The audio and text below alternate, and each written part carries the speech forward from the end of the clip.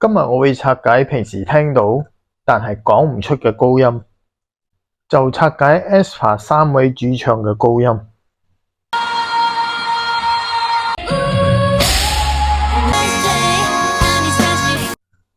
寧寧嘅高音最大嘅感覺係衝擊感，聲音直接向前推，有重量撞過嚟，有時會帶刺感，但係主體係拳。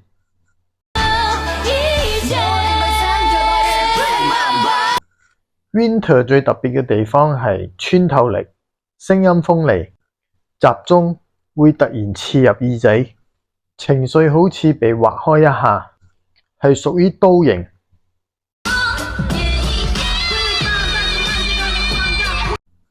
Karina 把聲係更加偏包圍感，慢慢滲入耳仔，情緒一路擴散，唔係撞你，係包住你，係屬於風型。